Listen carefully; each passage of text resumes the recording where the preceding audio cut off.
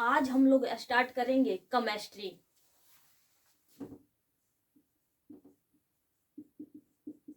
Chemistry को हिंदी में कहते हैं रसायन विज्ञान कहिए या रसायन शास्त्र।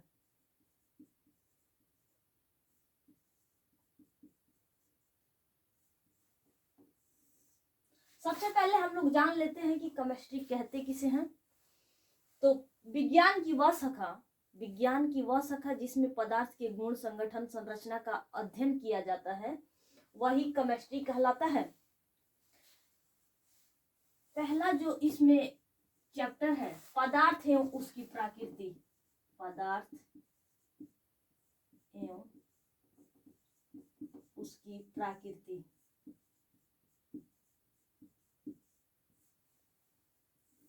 सबसे पहले हम लोग जान लेते हैं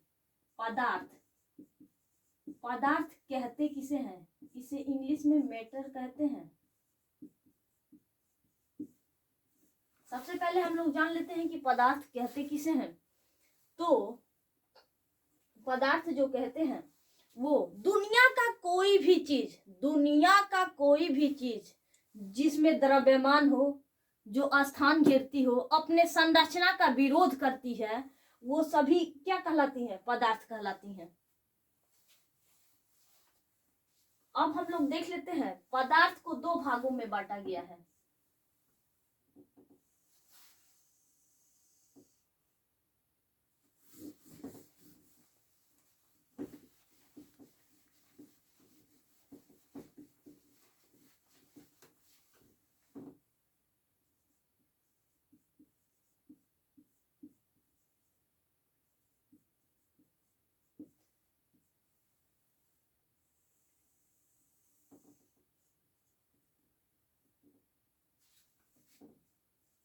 एक होता है भौतिक अवस्था, जिसे कहते हैं इंग्लिश में फिजिकल।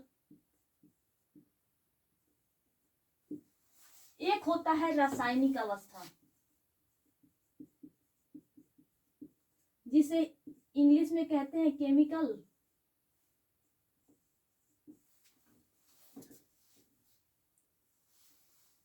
सबसे पहले हम लोग समझ लेते हैं भौतिक अवस्था को। तो भौतिक अवस्था कहते किसे हैं? किसी भी चीज को आप कूच काच दीजिए, किसी भी चीज को आप जब कूचेंगे तो उसका आकार, आमाप, रंग में परिवर्तन हो जाएगा, तो समझ लीजिएगा वो भौतिक अवस्था है। जैसे कोई लड़का आपको दांते काट लिया, चिन्हा हो गया देखने में, तो बाहर से जो दिख रहा है वो हो जाएगा भौतिक अवस्था। जैसे कोई साढ़े आपको मार दिया, या कोई लड़का आपको कपारे मार के फोड़ दिया, ये सब क्या है? भौतिक अवस्था। जैसे और समझ लीजिए, जैसे हम लोग जब खाना खाते हैं तो रोटी खाते हैं, तो रोटी को हम लोग मुंह में डालते हैं, कूच काच देते हैं रोटी को।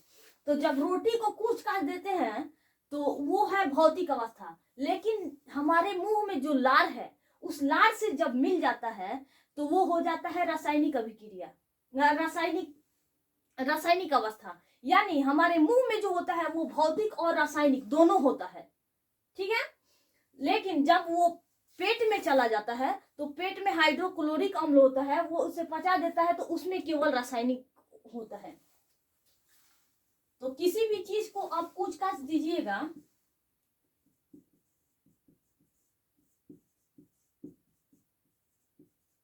चीज को कूच काच दीजिए,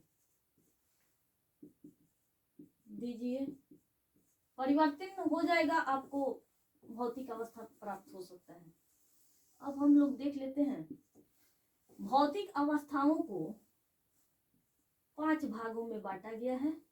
पहले इसकी अवस्थाएं 3 थी, लेकिन पदार्थ की चौथी अवस्था प्लाज्मा अवस्था को बनाया गया है, और 5वीं अवस्था बोस-आइंस्टाइन कंडक्ट को।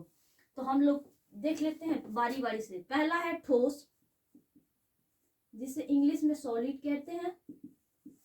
दूसरा है द्रव, जिसे इंग्लिश में लिक्विड कहते हैं। तीसरा है गैस, जिसे गैस ही कहते हैं, और चौथा है प्लाज्मा। प्लाज्मा को प्लाज्मा ही कहते हैं, इंग्लिश में भी BEC, इगो बोस आइंस्टाइन कंडक्ट। अब हम लोग बारी बारी से इसको समझ लेते हैं, ठोस को, द्रव को, फिर गैस को, फिर प्लाज्मा को, फिर बोस आइंस्टाइन कंडक्ट को। तो यहाँ पे ये रासायनिक अभिक्रिया, इसमें एक से अधिक पदार्थों का निर्माण हो जाएगा, एक से अधिक पदार्थ का निर्माण हो जाएगा,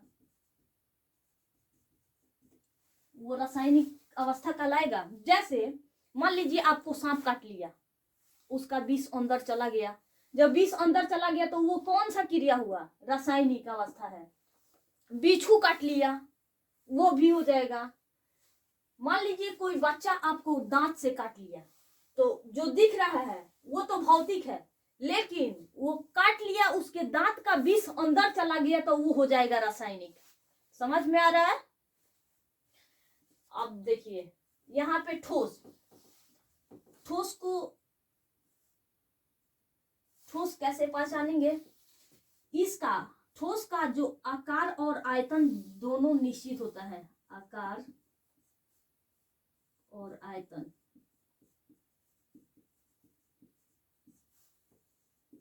दोनों निश्चित होता है। ठीक है? कैसे? मान लीजिए ये मार्कर है, इस मार्कर है, इस मार्कर का आकार फिक्स है, इसका आयतन भी फिक्स है, तो ये मार्कर क्या हुआ? ठोस। जैसे हम और भी एग्जाम्पल ले लेते हैं, जैसे लकड़ी का टुकड़ा, लकड़ी की कुर्सी ले लीजिए, कुर्सी, बर्फ का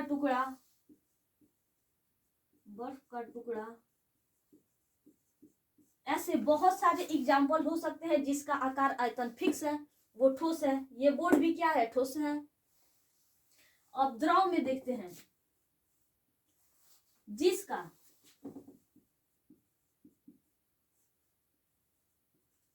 आकार अनिश्चित, आयतन निश्चित, जिसका आकार अनिश्चित आयतन निश्चित होता है, उसे लिक्विड कहते हैं। द्रव माने पानी को ले लीजिए, पानी क्या है? द्रव है। पानी तरह का जो दिखेगा वो द्रव है। तेल, और आप ले लीजिए मिट्टी तेल, ले लीजिए तारपीन, ले लीजिए तारपीन तेल, मिट्टी तेल, जितना पानी के जैसे होगा वो सब भी द्रव है। अब देखिए गैस, जिसका आकार और आयतन दोनों अनिश्चित होता है, आकार और आयतन दोनों अनिश्चित होता है, निश्चित होता है। ना ही इसका आकार फिक्स है, ना ही आयतन फिक्स होता है, उसे गैस कहते हैं। जैसे ऑक्सीजन, O2, ऑक्सीजन का कोई आकार फिक्स होता है? नहीं। हवा का कोई जितना गैस है, जैसे क्लोरीन गैस हो गया, जितना गैस है उसका ना ही आकार फिक्स होता है, ना ही आयतन फिक्स होता है, उसे कहते हैं गैस। प्लाज्मा अवस्था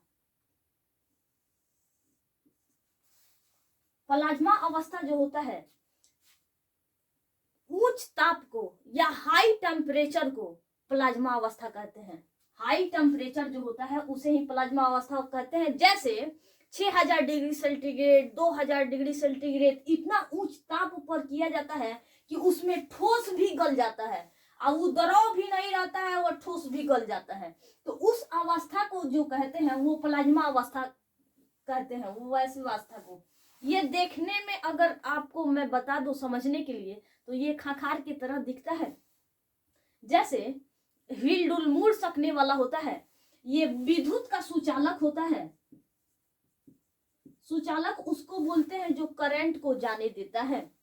जैसे मैं आपको और इसमें बता दूं प्लाज्मा में कि ये होता है,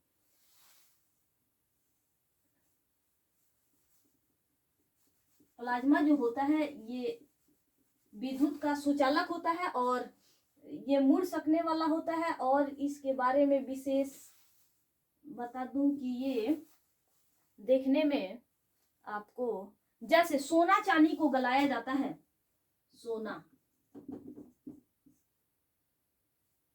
सोनार लो होता है वो सोना को गलाता है, तो वो गलाता है वो प्लाज्मा अवस्था में ही होता है। लोहार लो होता है, लोहार जब लोहा को गलाता है तो वो प्लाज्मा अवस्था में ही होता है।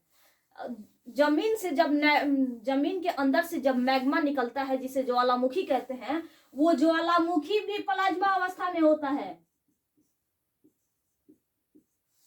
सूर्य तारा जो होता है वो भी, उसमें भी प्लाज्मा अवस्था होता है, क्योंकि 6000 डिग्री सेंटीग्रेड पर होता है तो वो प्लाज्मा अवस्था होना ही है।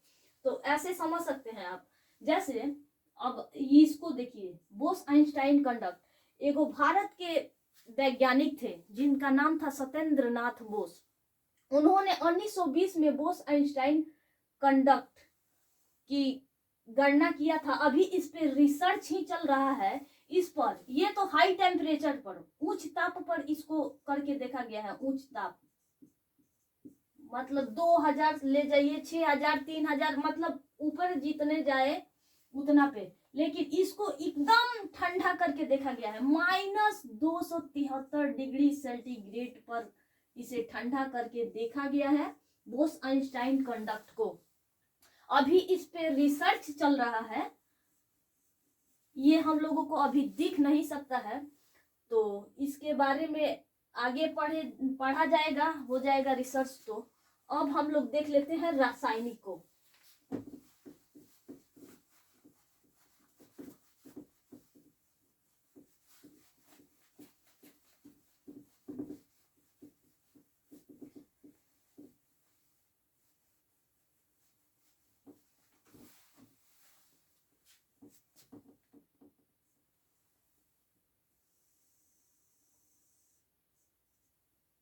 रासायनिक अवस्था को भी दो भागों में बांटा गया है। एक होता है शुद्ध, जिसे इंग्लिश में प्योर कहते हैं। एक होता है मिश्रण, जिसे इंग्लिश में मिक्सचर कहते हैं। शुद्ध पदार्थ जो है उसको दो भागों में बांटा गया है। शुद्ध पदार्थ को दो भागों में बांटा गया है। एक होता है तत्व, एक होता है यौगिक।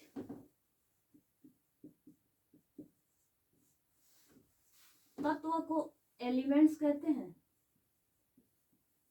इंग्लिश में, और यौगिक को कंपाउंड। तत्व को भी दो भागों में बांटा गया है। एक होता है धातु, जिसे मेटल कहते हैं, मेटल्स। एक होता है अधातु, जिसे नॉन मेटल्स।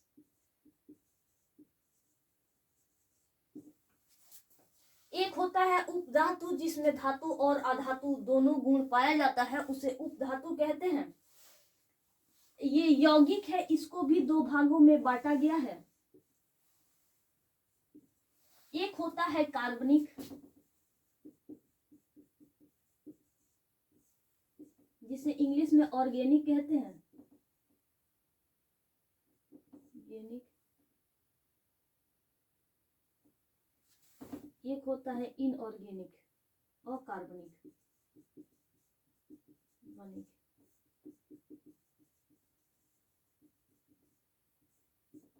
ऑर्गेनिक। अब हम लोग बारी बारी से इसको समझ लेते हैं। यहां से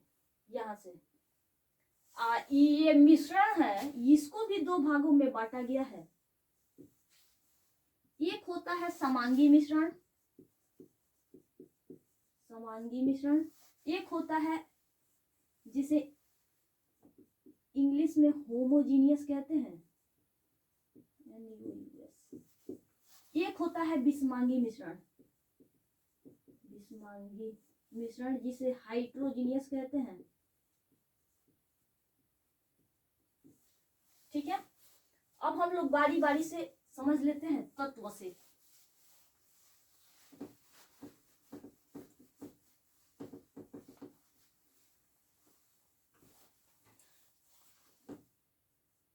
तत्व, तत्व एक ही परमाणु से मिलकर बना होता है। एक ही परमाणु से जो मिलकर बना होता है उसे तत्व कहते हैं। जैसे अकेले दिख जाए, अकेले है, अकेले दिख जाए वो तत्व है। पहचानने का तरीका है, वो तत्व है, तत्व कहलाएगा। जैसे AuOSI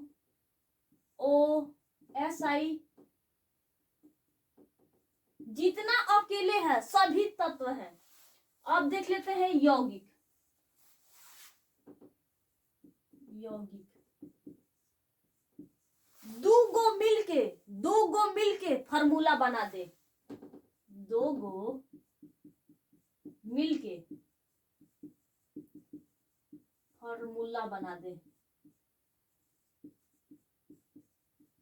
दे वो यौगिक कहलाएगा। जैसे H2O, एक हाइड्रोजन मिला, एक तत्व, एक ऑक्सीजन मिला, यानी दो तत्व मिल गए तो ये यौगिक कहलाएगा। जैसे और देख लीजिए CaCl2, एक कैल्शियम मिला, एक क्लोरीन मिला, यानी दो तत्व मिल गए, दो गो मिल के फार्मूला बना दिया।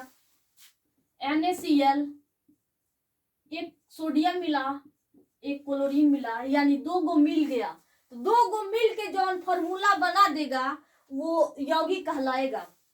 अब देख लेते हैं मिश्रण, मिश्रण देखिए, मिश्रण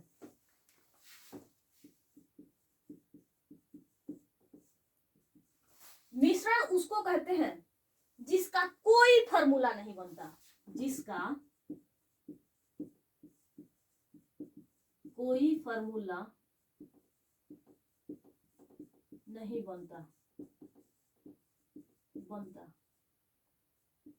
जैसे दाल का कोई फार्मूला होता है नहीं, दूध का,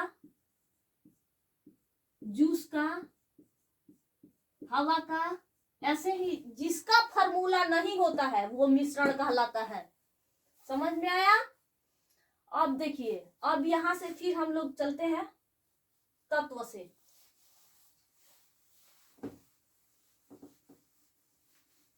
यहाँ पे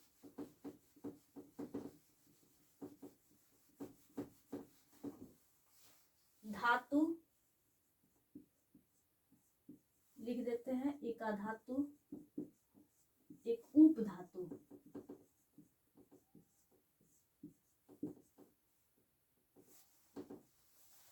धातु पहचानने का तरीका है जो करंट को जाने देता है, जो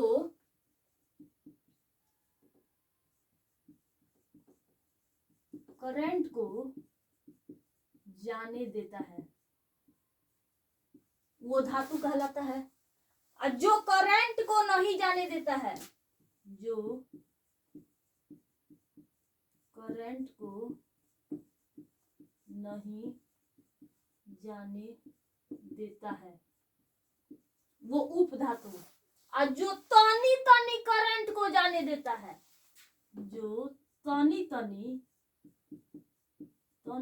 करंट को जाने देता है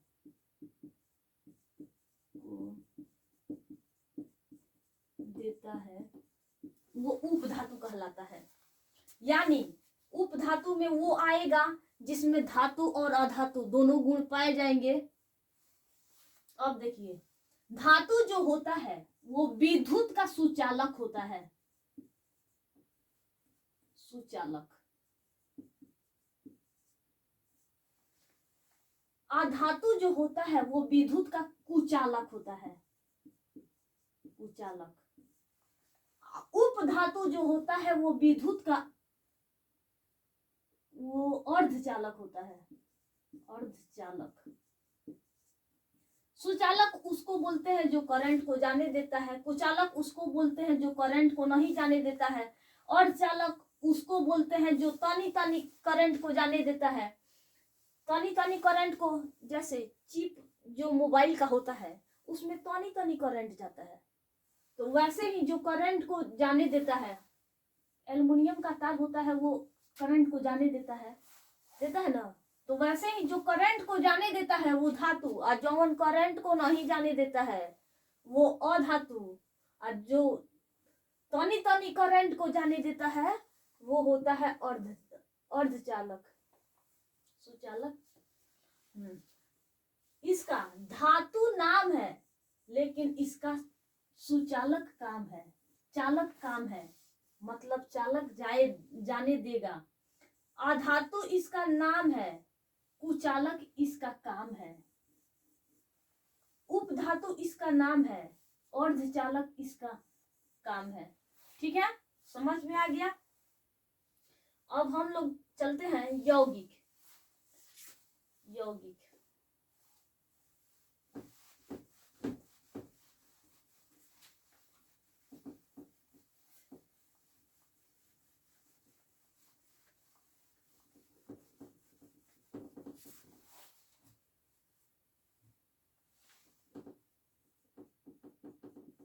यौगिक मैंने बताया था, यौगिक दो गो मिल के फॉर्मूला बना दे यौगिक कहलाता है। जैसे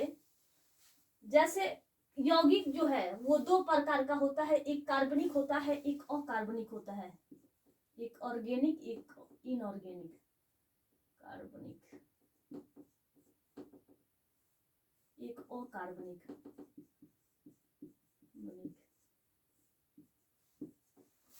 जिसमें कार्बन दिख जाए, जिसमें कार्बन दिख जाए वो कार्बनिक है।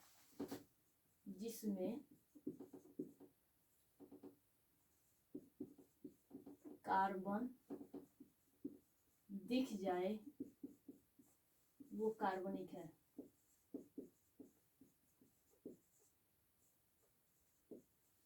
और जिसमें कार्बन नहीं दिखे वो अकार्बनिक है।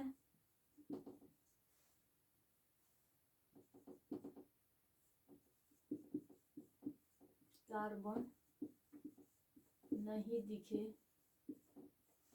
वो अकार्बनिक है।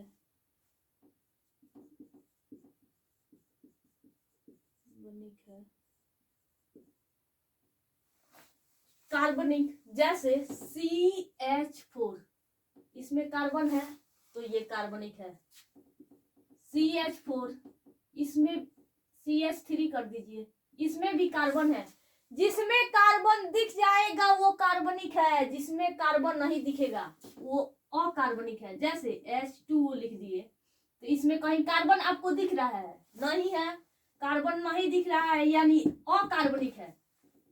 ऐसे CaCl2, ये कैल्शियम है, ये कार्बन नहीं है, ये क्लोरीन है, ये कार्बन नहीं है। ऐसे ही NaCl, ये सोडियम है, ये क्लोरीन है, तो इसमें कार्बन नहीं दिख रहा है। मतलब जिसमें कार्बन नहीं दिखेगा वो इनऑर्गेनिक, और जिसमें कार्बन दिख जाए वो ऑर्गेनिक। समझ में आया? अब हम चलते हैं मिश्रण पे। यहां से इसको देख लेते हैं। मिश्रण, मैंने कहा मिश्रण में कि जिसका कोई फॉर्मूला नहीं बनता है वो मिश्रण कहलाता है। मैंने एग्जाम्पल भी दिया था, दूध, दाल, जूस, हवा, ये सब का जिसका मतलब नहीं बन सकता है वो हो सकता है मिश्रण। अब देखिए, होमोजीनियस समांगी मिश्रण, समांगी मिश्रण पहचानने का तरीका, एक होगा विषमांगी, विषमांगी मिश्रण जिसे हाइड्रोजीनियस कहते हैं। विषमांगी मिश्रण, मान लीजिए मैंने रहर और मसूर का दाल लिया, रहर और मसूर का दाल लिया, दोनों को एक ही में मिला दिया, दोनों को एक ही में फेंट दिया, और आपको मैंने दिखा रहा है कि इसमें से पहचान के बताइए कि इसमें से कौन सा रहर का दाल है, कौन सा मसूर का दाल है। तो आप क्या पहचान कर बता सकते हैं? आपका जवाब होगा कि हाँ, क्योंकि जिसमें अवयव दिख जाए, जिसमें अवयव दिख जाए वो विषमांगी मिश्रण होता है।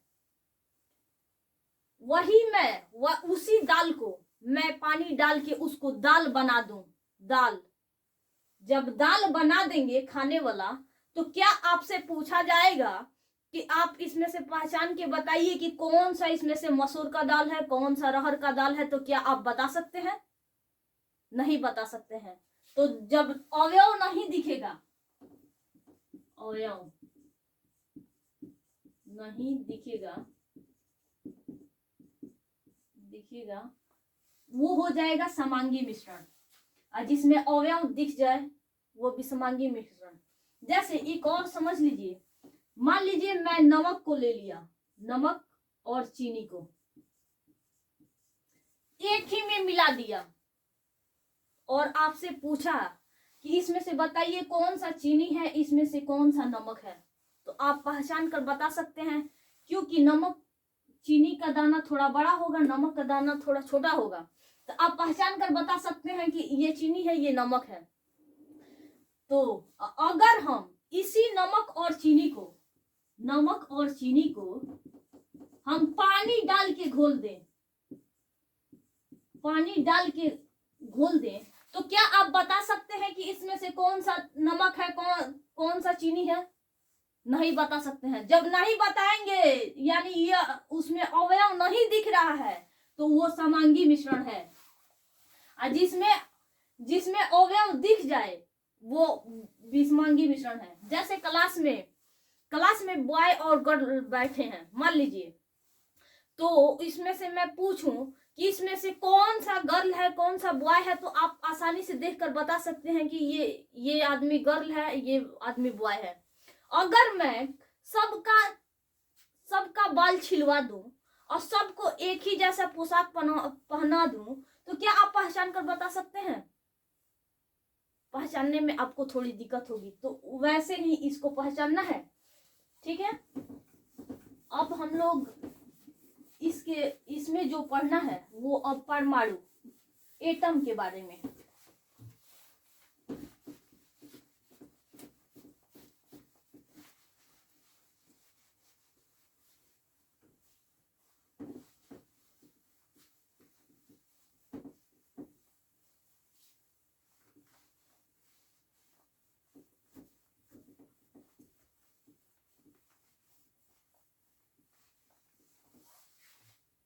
परमाणु,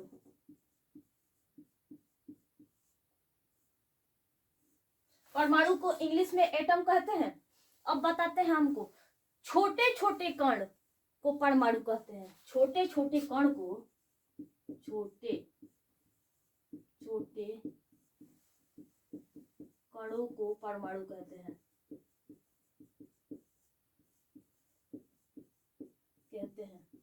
परमाणु का सिंबल होता है, देखिए ये परमाणु है।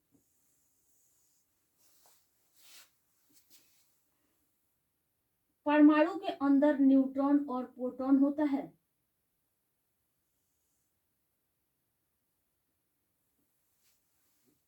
इसके जो बाहर जो चक्कर लगाता है,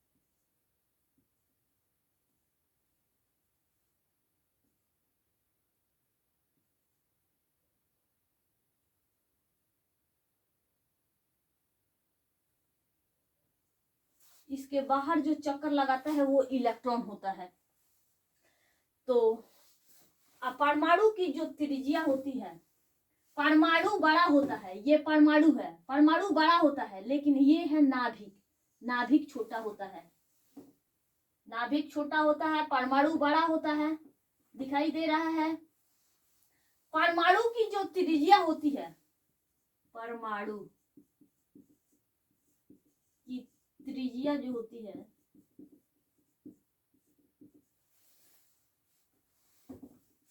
एक नाभिक की त्रिज्या, नाभिक की त्रिज्या, परमाणु को त्रिज्या, परमाणु की जो त्रिज्या होती है उसे एंगस्ट्रॉम में मापते हैं, एंगस्ट्रॉम। और नाभिक की त्रिज्या जो होती है उसे फर्मी में मापते हैं, फर्मी। तो F बराबर हम लिख सकते हैं, नाभिक की जो त्रिज्या होती है 10⁻⁻15, और परमाणु को की जो त्रिज्या होती है एंगस्ट्रॉम, एक एंगस्ट्रॉम बराबर लिख सकते हैं 10⁻−10 मीटर, ये भी मीटर, ठीक है। ये होता है, कभी भी परमाणु बड़ा होगा, नाभिक छोटा होगा, नाभिक के अंदर जो होता है वो प्रोटॉन और न्यूट्रॉन होता है, इसके बाहर इलेक्ट्रॉन चक्कर लगाता है, और न्यूट्रॉन पर कोई आवेश नहीं रहता है, नो आवेश, नो आवेश, नो चार्ज। और पॉजिटिव चार्ज होता है प्रोटॉन पे, पॉजिटिव चार्ज, और इलेक्ट्रॉन पे जो होता है वो नेगेटिव चार्ज होता है।